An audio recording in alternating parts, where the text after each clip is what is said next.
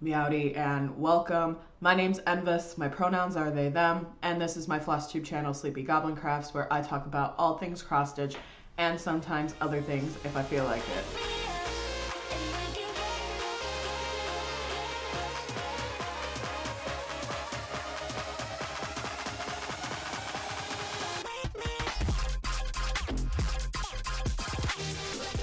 Hello, it's been a long time. As you can see by my background, we have officially moved, hence my absence.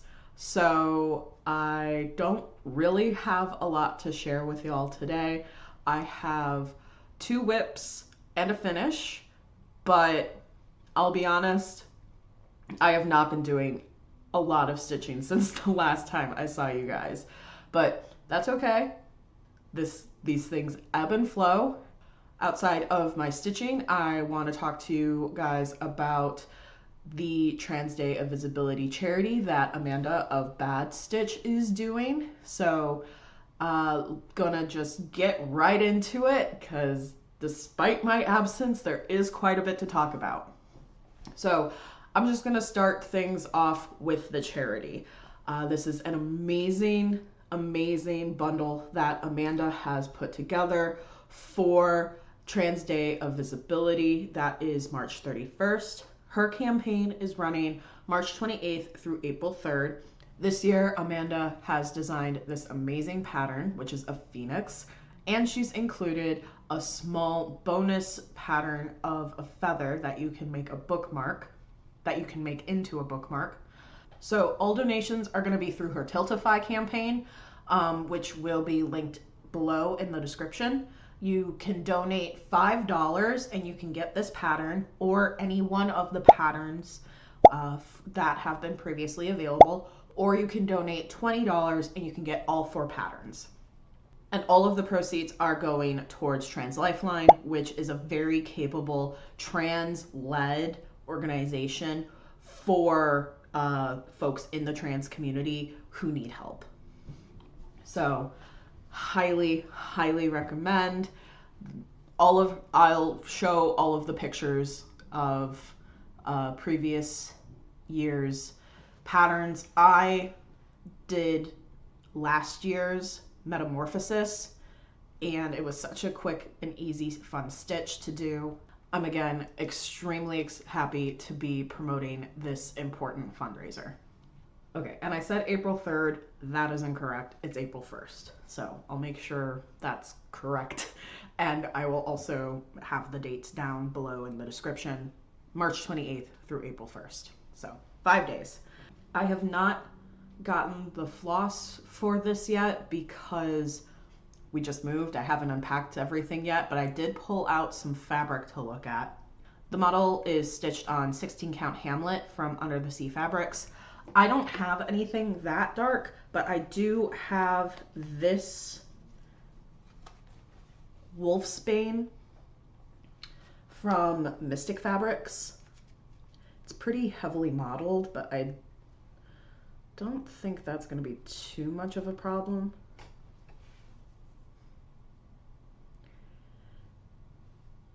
If I do like, maybe this corner here. So I will be starting that probably on the 31st, if time allows me. That's my goal, at least. That is one of my planned starts, is the Phoenix. I hope that you are able to donate to the campaign. Amanda just asks that you forward a copy of the receipt to her email, and she'll get back to you within 24 hours with the PDFs. Like I said, everything's going to be in the description box below.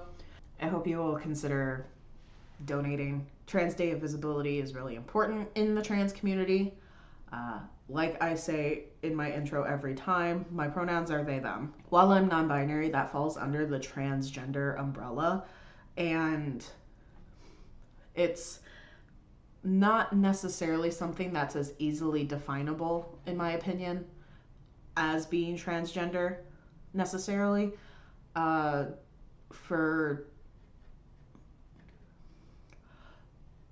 me, it's Non-binary is my gender is neither male nor female, and it's not a secret third gender either, which is a unfortunately common misconception that people assume non-binary means this third gender that doesn't actually exist.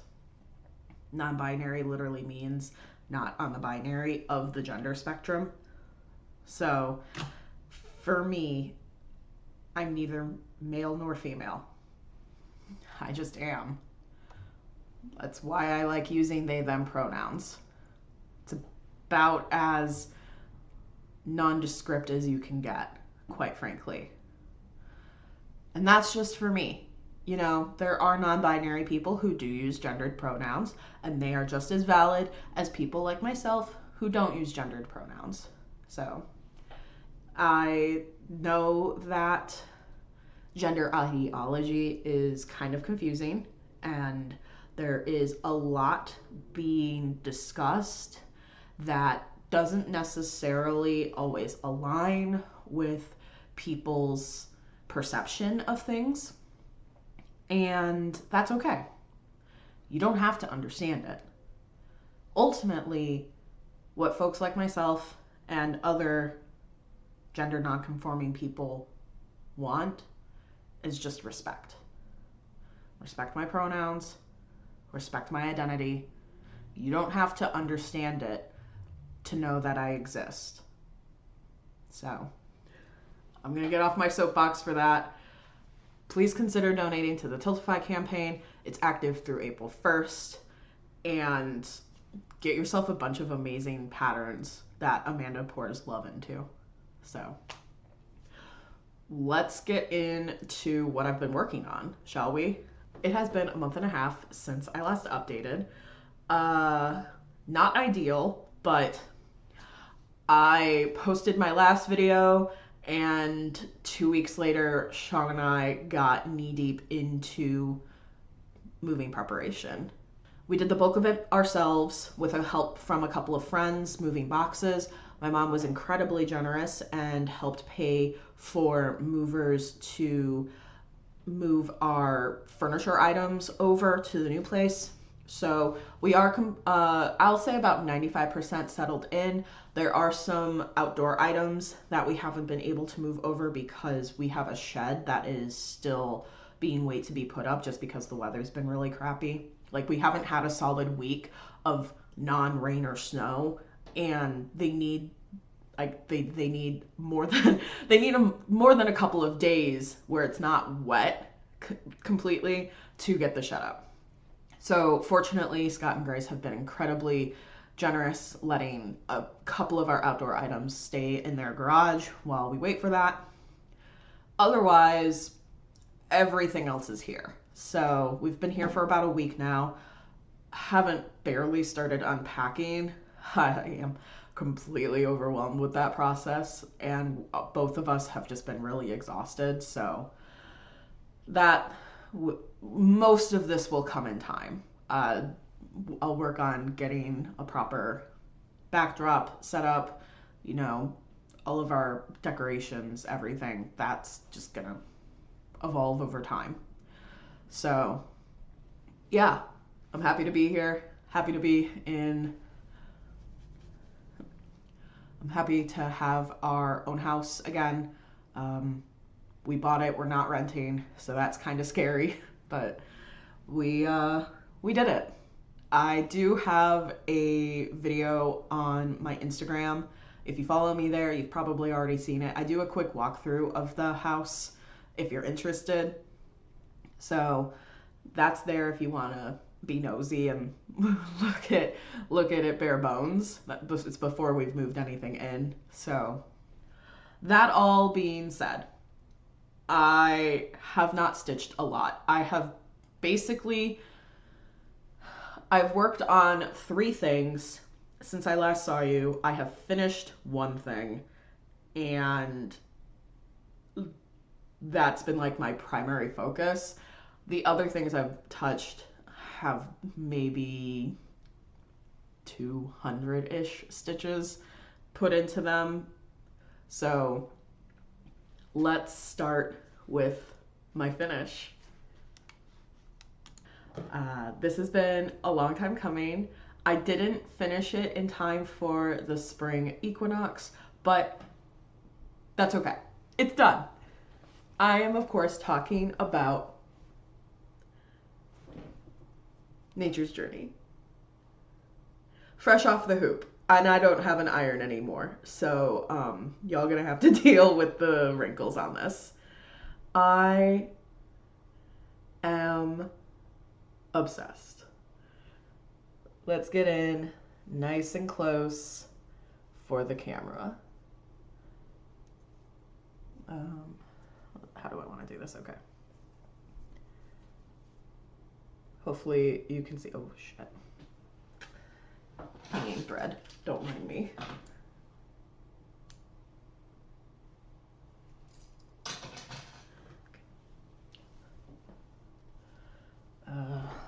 Hopefully you can see both. Yeah, okay, cool.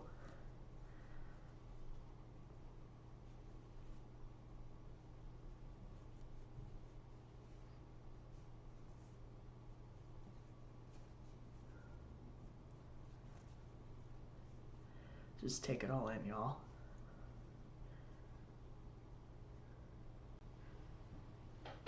I did it. This is definitely my largest piece yet that I have done to date. I have no idea how many stitches this is. I know Sprouting Loop, I never even, if you've been following me, you know, this is Nature's Journey by Sprouting Lupine. I have been doing this since last March. Took me a year. And it's done. It's done. Oh, I am so proud of myself. I love how this looks. This is done on 20... Oh, hi Merlin. Since we've moved, they have been much more needy. This is done on 32 count cypress from Fiber on a Whim. I did the called for DMC threads 2/2. And let's see, what are my favorite parts of this? I definitely love this frog.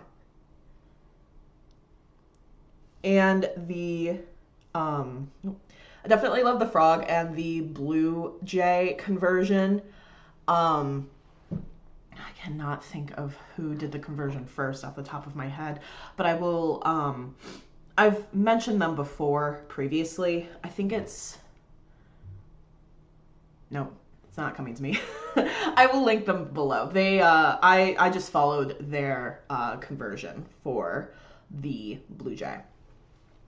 What other parts do I like? Let's see. I actually really like the hydrangeas here. That was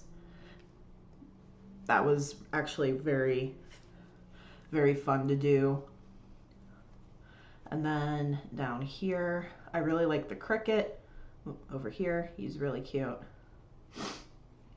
And my favorite part was definitely this mushroom ring with the little bird skull.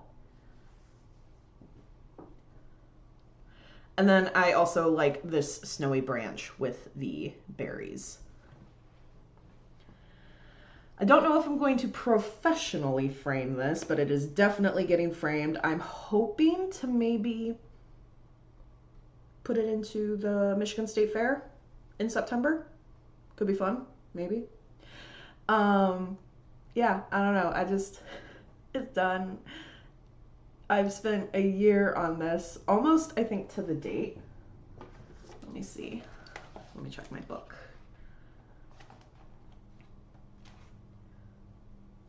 Almost to the date. I started this on March 32nd, so I'm about a week late, but that's okay.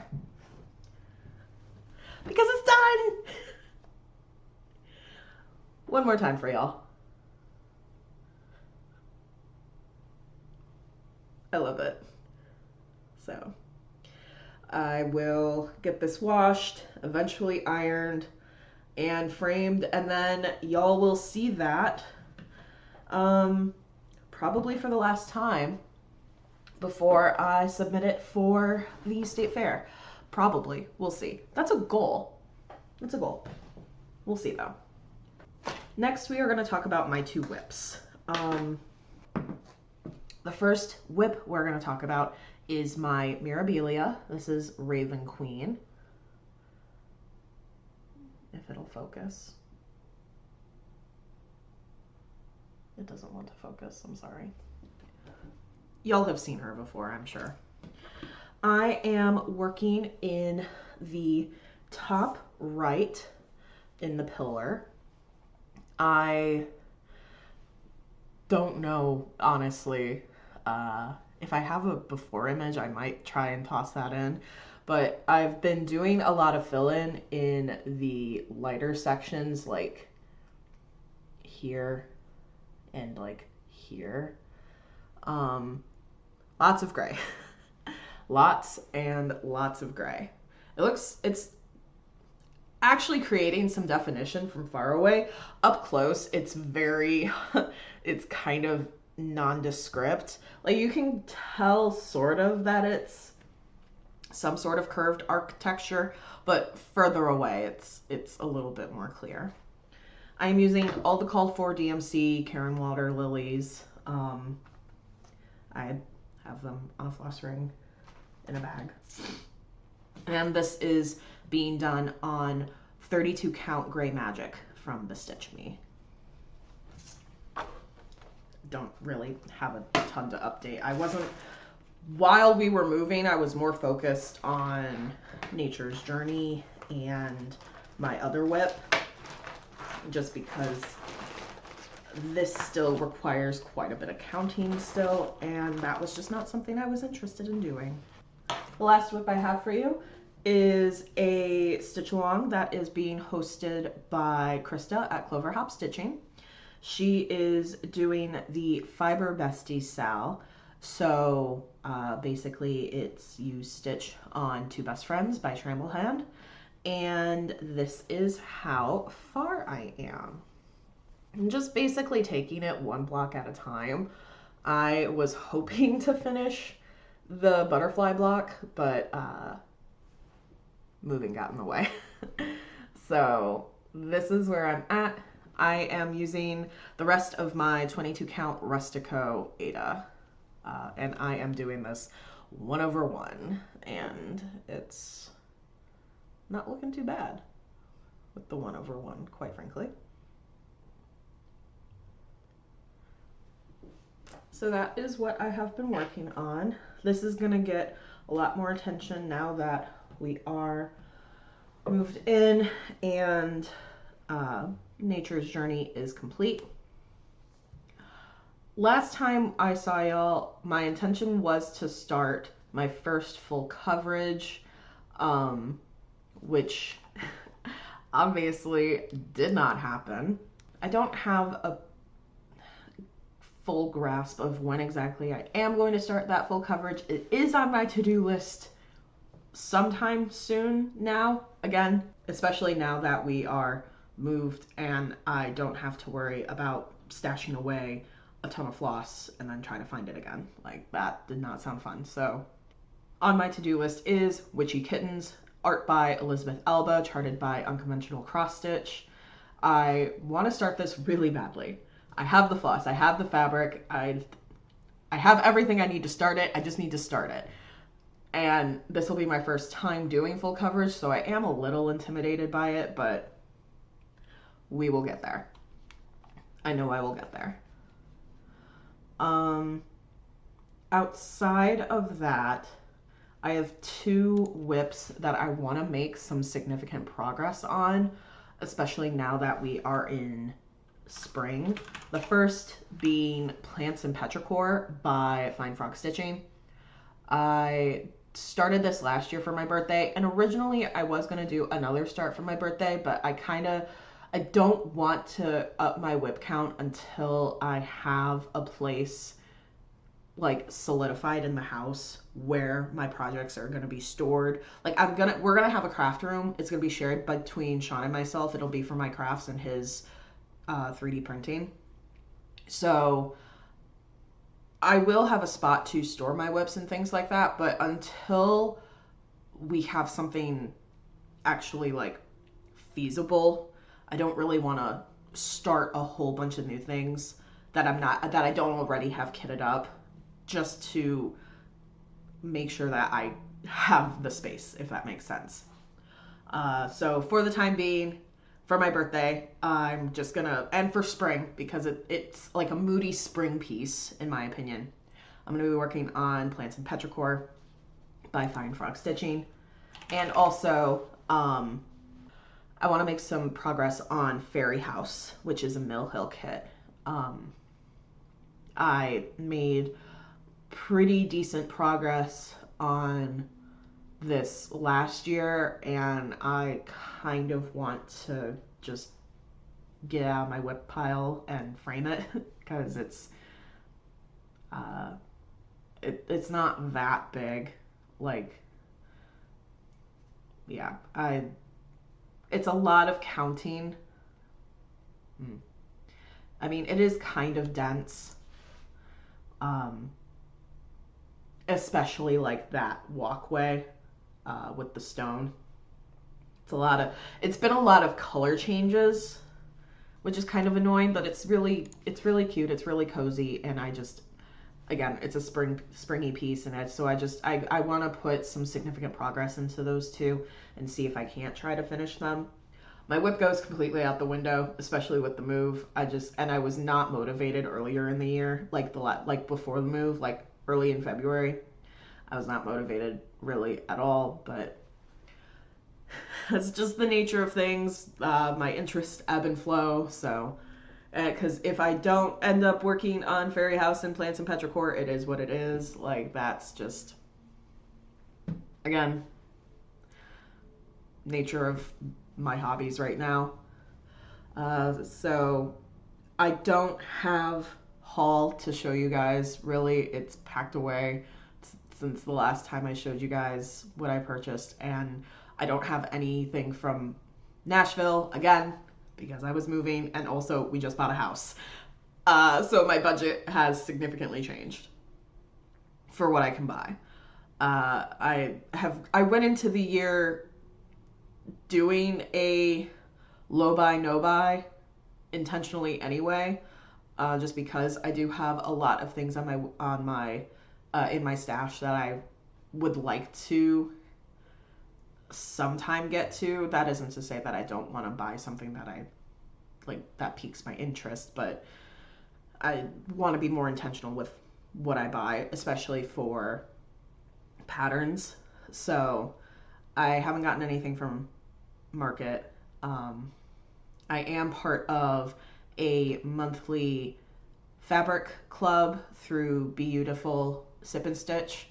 I get a rotation of different fabrics from different dyers through them. I really like it. I'm in the 32 count club, and they mix it up every month between, I think, like 6 dyers. You get 2 colors from 6 dyers, or like 2 colors each from 6 dyers. Does that make sense?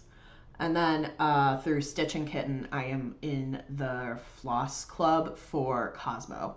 So they curate a pack of, I think, 6 Cosmo flashes, which is great because I want to start stitching with Cosmo. So that's, I could show you the fabric that I've gotten, but again, it's packed away. So, and by the time I see you guys next time, I will definitely probably forget, knowing myself. So we're just gonna go right into like what else I've been doing in between packing and moving. So when I wasn't stitching, it was very infrequent. I was playing Final Fantasy 14. That's a big comfort game for me. I played that with Sean and an online friend, and we were just there was a small patch update, uh, early February, I want to say, that we were doing stuff together, and then I took a small break from that to play. I sat down for like 2 days straight to play. Uh, it's called Volcano Princess. It is if you're familiar with Princess Maker, it's a Princess Maker game. It follows the same formula. Like if you've played Long Live the Queen, uh, the Princess Maker franchise, it's that. The perspective is from the father of a young girl who is going to a night academy, and you basically help her through her like schooling and like adventuring up until she's an adult. Um, it's very cute. It's very cozy. I love the art style. The developer is a small Chinese team, so the English translation is kind of wonky in a few at a few places, but I really thoroughly enjoy it. It's honestly it's stereotypical in like they hit a lot of archetypes in the characters that the daughter can um like romance eventually. Um it's cute. If you like, it's very like otome style as well. So if you like dating sims or like otome games, consider checking it out. It's not that expensive. I found it a couple of years ago through a like Steam sale, and as someone who absolutely fucking loves Long Live the Queen, I am terrible at that game. Absolutely atrocious at that game, but I love it. And so I picked this up immediately, and it's a lot easier. And then once I had a couple of playthroughs that I was happy with in Volcano Princess, um, Sean and I did get roped into resubscribing to World of Warcraft. This is Sean's childhood. He started playing in Wrath of the Lich King. I picked it up in Cataclysm. So this series is very near and dear to our hearts. We dropped off in Shadowlands. We both were not happy with where the story was going, with how Blizzard was treating a lot of their employees, and then they got up by Microsoft, which doesn't really make it better, but we've been hearing a lot of really good things about Midnight. They have housing now, which completely blows Final Fantasy XIV's housing out of the water. Like it's just, I haven't even touched the surface of the housing aspect of WoW, and it's 10 times better. Mostly because it's instanced. Ultimately, but because Sean and I fell off in Shadowlands, we have catch up to do. And both Sean and I, we are driven by story, so I've played through the entirety of Dragonflight. I just finished that expansion. I'm going to be picking up The War Within and starting that. Sean's already been playing War Within. Basically, we're trying to bum rush the last 2 expansions to get to Midnight, because we both really care about Blood Elf lore, and it's about the Blood Elves. And also the big bad, is it Zalatath? She was part of the priest campaign in Legion. If you played a shadow priest, she was the daggers. So for me, one of the main characters that I play one of the classes that I main is priest. I play a night elf priest. I play a Tauren druid and a night elf priest. And I spec'd into Shadow that expansion, so I'm also just partially interested in seeing like where the fuck this came from. All right, that was so long talking about video games. I'm sorry. Y'all probably don't. You guys probably do not care about what MMOs we are playing right now. But that's where we're at. That's what I've been mostly doing when I'm not cross-stitching, is being sucked into MMOs with Sean, and also playing a Princess Maker game in the meantime, like in the in-between, when I don't really feel like doing much else. Haven't been watching anything, haven't been, like, I have not been reading, I haven't been watching anything, like, I kind of fell off, not kind of, I fell off significantly watching Sean play Ghost of Yotei when we started picking up playing Final Fantasy. And then, because that's when I would, like, stitch, is when he was playing. So that just completely, yeah. Okay. This is long. Longer than I expected, but you know, I just talk, so what do you expect? So, I thank you guys for hanging out, checking in. I know it's been a while, so I really do appreciate y'all who stick around and hang out with me. I'm wondering if I should start doing like those like leave an emoji if you make it to the end, because a lot of the time recently I've not had the capacity to like make full like sentences on videos that I watch, despite being like I'm really engaged. I am engaged. I enjoyed watching your video, but I don't have anything to say because I'm brain dead. So maybe I'll start doing that, because that's a really easy way for me to know that like, yeah, you guys are still enjoying and watching my shit. So I don't know.